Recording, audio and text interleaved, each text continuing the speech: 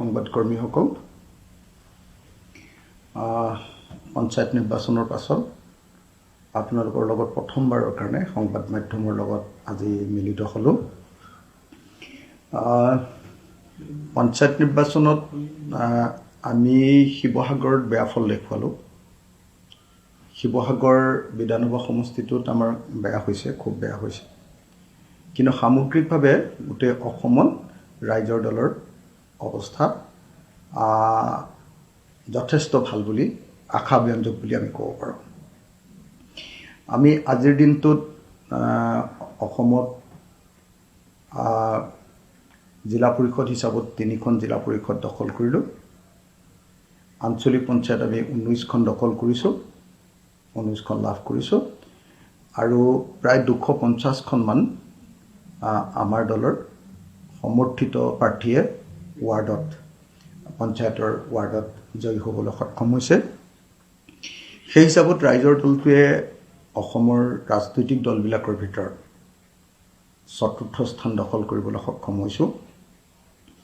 BJP আৰু কংগ্ৰেছৰ পাছত অসম গণ পৰিষদে 3য় স্থান দখল কৰিছে আৰু তাৰ পাছতে ৰাইজৰ দলে আমি 4ৰ্থ স্থান দখল কৰিবলৈ সক্ষম হৈছোঁ এইবাৰ পঞ্চায়ত নিৰ্বাচনত। আমি আপোনালোকক জনাবলৈ পাই সুখী যে উজনি অসমত যেনেকৈ এইবাৰ আমাৰ কিছু ফল আহিছে, ঠিক তেনেকৈ উত্তৰ অসমতো আমি খুব সীমিত আসনত নিৰ্বাচনত অংশগ্ৰহণ কৰিছিলোঁ। উত্তৰ অসমতো আমি কিছু সুফল, ভাল ফল লাভ কৰিবলৈ সক্ষম হৈছোঁ। ঠিক তেনেদৰে মধ্য অসমৰ নগাঁৱত আমাৰ ফলাফল আশাব্যঞ্জক হৈছে। ঠিক তেনেদৰে বৰাক উপত্যকাতো আমি খাতা খুলিবলৈ 3টা আঞ্চলিক পঞ্চায়তত জয়ী হ'বলৈ সক্ষম হৈছোঁ। আৰু ঠিক তেনেদৰে নামনি অসমতো আমাৰ এবাৰ যথেষ্ট ভাল প্ৰভাৱ পৰা দেখিবলৈ পোৱা গ'ল। মুঠতে মানে ৰাইজৰ দল হিচাপে অকল এটা বিধানসভা সমষ্টিৰ বিধায়ক হিচাপে, এটা বিধানসভা সমষ্টিত আমাৰ বিধায়ক থকা হিচাপত আমি এইবাৰ পান আছামিজ এটা কেৰেক্টাৰ দেখুৱাবলৈ সক্ষম হৈছোঁ। সমগ্ৰ অসম ভিত্তিত আমাৰ অৱস্থিতি এইবাৰ লক্ষ্য কৰা গৈছে। বৰাক উপত্যকাৰ পৰা নামনি অসমলৈ, মধ্য অসমৰ পৰা উজনি অসমলৈকে আৰু উত্তৰ অসমৰ পৰা আপোনাৰ এইফালে আপোনাৰ দৰঙলৈকে, এই আটাইবিলাক অঞ্চলতে আমি দেখিবলৈ পাইছোঁ যে ৰাইজৰ দলে এইবাৰ নিজৰ অৱস্থিতি, নিজৰ অস্তিত্ব, নিজৰ পৰিচয় এইবাৰ দাঙি ধৰিবলৈ সক্ষম হৈছে। গতিকে যিসকল ৰাইজে ৰাইজৰ দলক ভোট প্ৰদান কৰিলে তেখেতসকল সকলোকে আমি ধন্যবাদ জ্ঞাপন কৰিছোঁ, আন্তৰিক কৃতজ্ঞতা জ্ঞাপন কৰিছোঁ। আৰু অসমৰ আঞ্চলিক ৰাজনৈতিক দল ৰাইজৰ দলৰ তৰফৰ পৰা তেখেতসকলক আমি অভিনন্দন জ্ঞাপন কৰিছোঁ যে তেখেতসকলে এটা আঞ্চলিক দলক, এটা জাতীয়তাবাদী দলক, অসমৰ স্বাৰ্থত মাত পাতি থকা দলৰ পক্ষত তেখেতসকলে ভোট প্ৰদান কৰিছে। এতিয়া প্ৰশ্নটো আহিছে যে কিয় পঞ্চায়ত নিৰ্বাচনত বিৰোধী দলে বেয়া ফলাফল কিয় দেখুৱালে?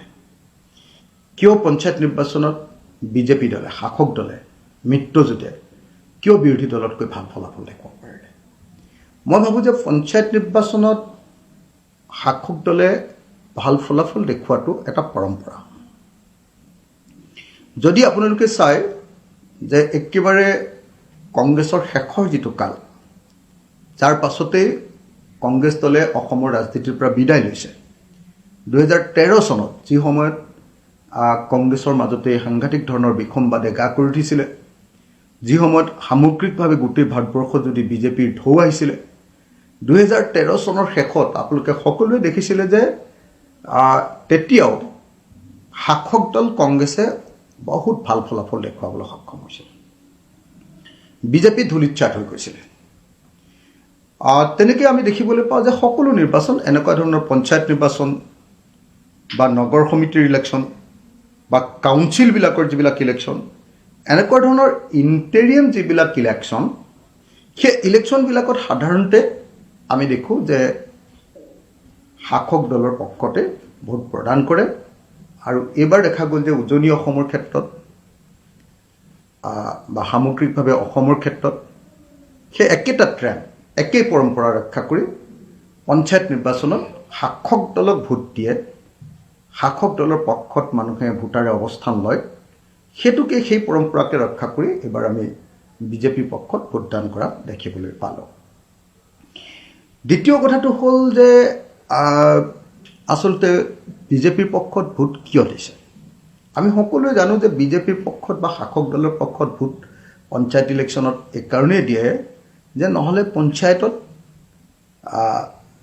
ৰুলিং পাৰ্টি যদি নিজিকে, অন্য পাৰ্টি যদি জিকে, তেতিয়াহ'লে সেইটো পঞ্চায়তক ৰুলিং পাৰ্টিয়ে বহুত ডিষ্টাৰ্ব কৰি থাকে।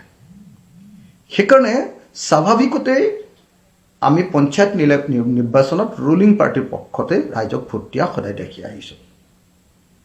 এইটো একেবাৰে বাস্তৱিক সত্য এটা ঘটনা। দ্বিতীয় কথা, আপোনালোকে সকলোৱে দেখিছে যে আটাইতকৈ যিটো ডাঙৰ তেওঁলোকৰ প্ৰচাৰ যে বিজেপি দলৰ লগত থাকিলেহে অৰুণোদয় পাব, বিজেপি দলৰ লগত থাকিলেহে হিতাধিকাৰীৰ আঁচনি বা চৰকাৰী আঁচনিৰ সুযোগ পাব, এইটোৱেই পঞ্চায়ত ইলেকশ্যনৰ আটাইতকৈ ডাঙৰ আচলতে যাদু। এই যাদুৰ ভিত্তিতে সকলোৱে জানে যে ৰুলিং পাৰ্টি বিজেপিয়ে বা মিত্ৰজোঁটে এইবাৰ ফলাফল দেখুৱাবলৈ সক্ষম হৈছে। তৃতীয় কিন্তু গুৰুত্বপূৰ্ণ প্ৰশ্নটো হ'ল যে বিৰোধী দলবিলাকৰ মাজত একতাৰ অভাৱ। যদিহে বিৰোধী দলবিলাক একলগ হ'লোহেঁতেন তেতিয়াহ'লে আমি সাম্প্ৰদায়িক আৰু ফেচিবাদী বিজেপি দলক এইবাৰো কিছু পৰিমাণে, সম্পূৰ্ণ নহয়, ৰুলিং পাৰ্টি জিকেই সাধাৰণতে, কিছু পৰিমাণে ইয়াতকৈ বেছি প্ৰতিৰোধ কৰিবলৈ আমি সক্ষম হ'লোহেঁতেন। কিন্তু দুৰ্ভাগ্যজনকভাৱে কংগ্ৰেছ দলে অকলে নিৰ্বাচন খেলাৰ সিদ্ধান্ত ল'লে আৰু অকলে নিৰ্বাচন খেলাৰ সিদ্ধান্ত লোৱা ঘটনাটোৱে আচলতে সকলো বিৰোধী দলৰ প্ৰতি এটা অমানিশা কঢ়িয়াই আনিলে, সকলো বিৰোধী দলৰ প্ৰতি এটা সাংঘাতিক ধৰণৰ লোকচান কঢ়িয়াই আনিলে। গতিকে মই ভাবোঁ যে শাসক দল জয়ী হোৱাৰ, পঞ্চায়ত নিৰ্বাচনত শাসক দল জয়ী হোৱাৰ কাৰণে মূলতঃ আমাৰ বিৰোধী দলবিলাকৰ একতাৰ অভাৱ, অথবা কংগ্ৰেছ দলে অকলে নিৰ্বাচন খেলিবলৈ লোৱাৰ যি সিদ্ধান্ত, সেই সিদ্ধান্তটোৱে আমাৰ বিৰোধী দলৰ পিনৰ পৰা আটাইতকৈ ডাঙৰ জকৰীয়া। তো মোৰ কাৰণে এইটো বৰ আশ্চৰ্যকৰ ঘটনা যে কিয়নো কংগ্ৰেছ দলৰ ৰাজ্যিক সভাপতি ভূপেন বৰাই পঞ্চায়ত নিৰ্বাচন লাগে লাগে চিঞৰি আছিলে, কিয়নো তেখেতে পঞ্চায়ত নিৰ্বাচন নহ'লে কোৰ্টলৈ যাম বুলি কৈ আছিলে, সেইটো মোৰ কাৰণে এটা বৰ ডাঙৰ ৰহস্যজনক ঘটনা। কাৰণ সকলো মানুহে জানে যে পঞ্চায়ত নিৰ্বাচনত সদায় শাসক দল জয়ী হয় আৰু সেইকাৰণে শাসক দলে পঞ্চায়ত নিৰ্বাচন পাতিব খোজে, বিৰোধী দলে সেইটোত ইণ্টাৰেষ্ট নিদিয়ে। কিন্তু কিবা এটা ৰহস্যজনক কাৰণত কংগ্ৰেছ দলে পঞ্চায়ত নিৰ্বাচন পাতিবই লাগিব আৰু নহ'লে কোৰ্টলৈ তেওঁলোকে যাব বুলি এটা সাংঘাতিক ধৰণৰ এটা হুলস্থুলীয়া পৰিৱেশৰ সৃষ্টি কৰিছিল, যিটো কাৰণত আমি দেখিবলৈ পালোঁ যে খৰধৰকৈ বিজেপিয়ে ইলেকশ্যন পাতি দিলে আৰু সেই সময়খিনিত আমি বিৰোধী দলবিলাকে আচলতে এই পঞ্চায়ত নিৰ্বাচনটোৰ কাৰণে তেনেকৈ প্ৰস্তুত নাছিলোঁ। যি কি নহওক, পঞ্চায়ত নিৰ্বাচনে আনিব পৰা আটাইতকৈ ডাঙৰ ঢৌ, অৰ্থাৎ এখন চৰকাৰ থকাৰ পাছত আহিব পৰা আটাইতকৈ ডাঙৰ ঢৌটোৰ কথা এবাৰ পঞ্চায়ত নিৰ্বাচনে আমাক মনত পেলাই দিলে। গতিকে এতিয়া আমাৰ ইয়াৰ পৰা শিক্ষা ল'বলগীয়া শিক্ষাটো হ'ল যে আটাইতকৈ ডাঙৰ ঢৌ আহিলে কেনেকৈ সেই ঢৌৰ পৰা বিৰোধী পক্ষই বাচিব পাৰিব, কেনেকৈ শাসক দল বিজেপিক প্ৰতিহত কৰিব পাৰিব 2026 চনত, তাৰ ষ্ট্ৰেটেজি নিৰূপণ কৰাটোৱে হ'ল আমাৰ কাৰণে আটাইতকৈ গুৰুত্বপূৰ্ণ কাম। গতিকে এই মুহূৰ্তত মই ৰাইজৰ দলে এটাই কথা ক'ব খুজিছোঁ যে আমি ৰাইজৰ দলে আজিৰ দিনটোৰ পৰাই সমগ্ৰ অসমত নিজৰ সাংগঠনিক কাম কাজবিলাক আৰম্ভ কৰিছোঁ। আজিৰ দিনটোৰ পৰাই আমাৰ কাম কাজবিলাক আৰম্ভ কৰিছোঁ। আজি 13 তাৰিখ, 13 তাৰিখৰ পৰা আমি আমাৰ কাম কাজ আৰম্ভ কৰিছোঁ।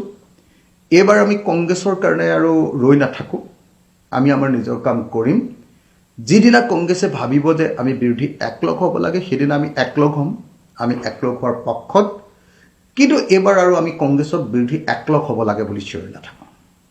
কাৰণ আপোনালোকে দেখিছে যে 2021 চনৰ আপোনাৰ 2021 চনৰ উপনিৰ্বাচনটোত আমি একলগ হ'বলৈ কৈছিলোঁ 2024 চনৰ MP ইলেকশ্যনটোত আমি একলগ হ'বলৈ কৈছিলোঁ 2024 চনৰ আকৌ উপনিৰ্বাচনটোত আমি সকলো বিৰোধী দল একলগ হ'বলৈ আহ্বান জনাইছিলোঁ আৰু 2025 চনৰ পঞ্চায়ত নিৰ্বাচনতো আমি সকলো বিৰোধী দলক একলগ কৰিবলৈ চেষ্টা কৰিছিলোঁ কিন্তু কংগ্ৰেছ দলে এই আটাইকেইটা নিৰ্বাচনতে অকলে নিৰ্বাচন খেলাৰ সিদ্ধান্ত লৈছিলে আৰু এইবাৰো পঞ্চায়ত নিৰ্বাচনতো তেওঁলোকে অকলে খেলাৰ সিদ্ধান্ত লৈছিলে গতিকে এতিয়া ৰাইজৰ দলৰ সিদ্ধান্ত হ'ল যে আমি আৰু কংগ্ৰেছ দলক অনুৰোধ নকৰোঁ যদি কংগ্ৰেছ দলে স্বপ্ৰণোদিতভাৱে বিৰোধী ঐক্যমঞ্চৰ কাৰণে আগবাঢ়ি আহে তেতিয়াহে আমি ৰাইজৰ দলে কথা পাতিম আমাৰ পিনৰ পৰা কোনো ধৰণৰ উদ্যোগ গ্ৰহণ কৰা নহয় আমি আমাৰ নিজৰ সাংগঠনিক কাম-কাজ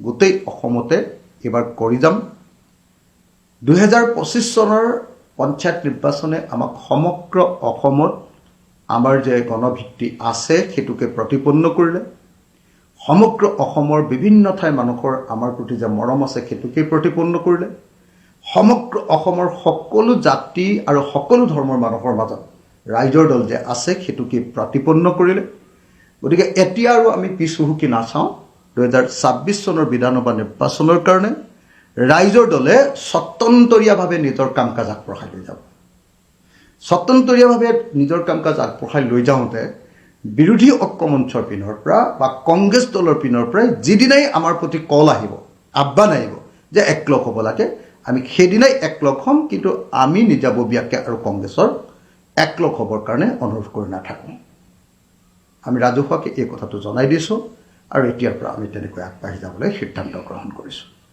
ধন্যবাদ নহয় সামগ্ৰিকভাৱে বিৰোধী দলবিলাকৰ বিশেষভাৱে কংগ্ৰেছ দলৰ পৰাজয়ৰ মূল কাৰণটো হ'ল যে পৰম্পৰাগতভাৱে পঞ্চায়ত নিৰ্বাচনত শাসক দল জয়ী হয় নাম্বাৰ 1 নাম্বাৰ 2 শাসক দলে সাংঘাতিক ধৰণে